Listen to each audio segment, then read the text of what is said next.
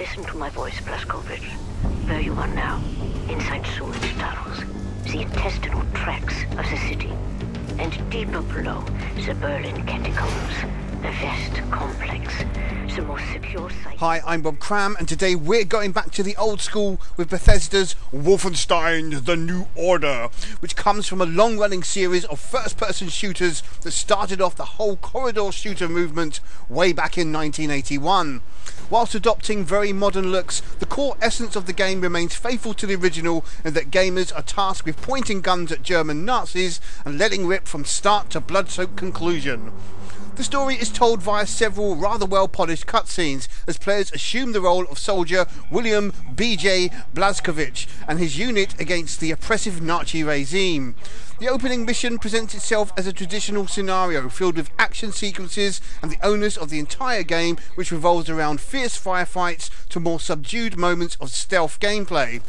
What's instantly noticeable once players set foot on the ground after the rather dramatic aerial-based intro is that there is no ordinary World War II setting, as the Nazi uniforms aren't what you'd expect and the giant robotic monstrosity tearing up the beachy head isn't historically accurate.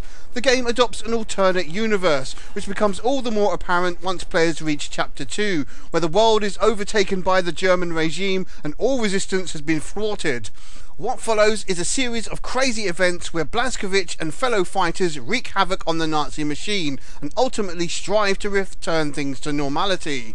In a nutshell, the gameplay is ultra tight, affording some extremely satisfying gunplay versus an assortment of accomplished and pretty dumb AI opponents, who rather than act intelligently, on occasion allow you to sneak right under their noses and stab them in the neck. It's a bit hit and miss, but makes for some great moments of sneaking around, armed with knives, moving around cover, and simply completing objectives like a real spy. There's a neat twist with the Nazi officers as well, where once in range, players are tasked with seeking them out to prevent alarms being raised. How you do this is up to the player, but does reinforce some of the excellent approaches of allowing players to go stealth or guns a-blazing. The enemies start off pretty tame and take few hits to drop, which is great, but as the story progresses, players come up against more mechanised foes which require different tactics to beat. What is often the case is avoiding going head to head with these tough opponents and sneaking around the rear to find weak points in their armour for an easier time. Whilst this isn't always possible, when it does work, it's pretty neat to make light work of the seemingly tough enemies. Luckily, players are given a wide assortment of weapons to use and can even dual-wield shotguns, for example, for that extra kick.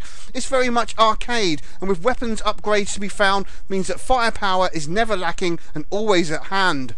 What's also very likeable about the gameplay here in a refreshing way is how players can collect ammo from the fallen or caches lying around. The same goes for health and armour. Modern techniques such as recharging health still remain, but only provide so much, making searching for extras a well-integrated part of the old-school gameplay.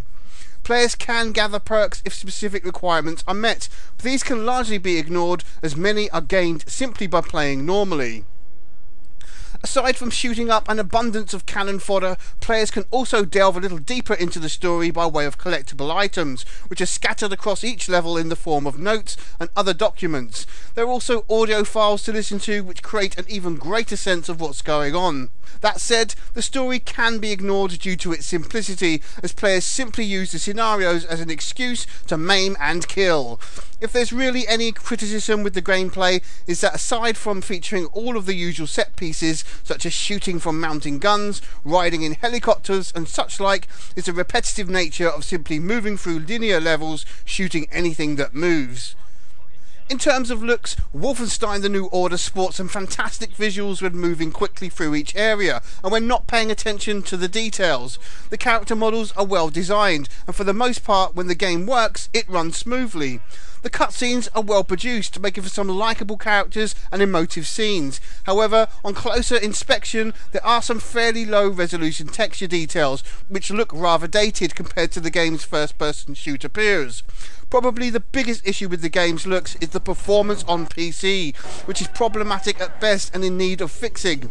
The game doesn't seem to be well optimised for PC players, and is a bit hit and miss as to whether it will actually work or not, or run with consistent frames per second. Luckily, we were able to download some third-party software which made the game perform much better, but this is no excuse for Bethesda to release a product that's causing problems for a reported high number of gamers. Console players don't have these issues, but still the experience is marred for those who opt to play the supposed superior PC version, unless they search Google for a potential fix. Audio is also of a high quality, with some impressive voice acting and a rousing score to suit the on-screen carnage. Sound effects are also well produced, with the more meatier weapons providing a hefty kick to the ears when fired. Coupled with some native German voice work, makes for not only a visually pleasing experience, but an all-out assault on the ears as well. Players can expect to spend quite a number of hours working through the 16 levels on offer, and if captivated by the lure of collectibles and achievements, there's enough incentive to jump back in and replay levels. What's more, at the start of the campaign, players have to make a choice in the story, which then has an impact on the rest of the game. In this regard, there's 2 campaigns to play through, offering slightly different approaches in each one. Aside from this, players can pump up the difficulty for an even greater challenge if they are a glutton for punishment. Wolfenstein: The New Order is a fantastic and refreshing game thanks to its World War II subject matter, being familiar after taking a backseat following a long period of being the dominant force in first-person shooters. The gameplay is accomplished despite some dodgy AI at times, never really frustrating, and filled with objectives that are always crystal clear. The old school approach works well here and makes for an enjoyable, no-nonsense game that's full of character and engaging enough to not drag its feet, even though the campaign is quite long compared to most. With no multiplayer to soak up resources, the core experience is well polished for console players and less so for those struggling to run the game on PC. That said, if you're fortunate enough to avoid any of the problems, there's a slick-looking, visceral game on offer, and that comes highly recommended to anyone who loves first-person shooting.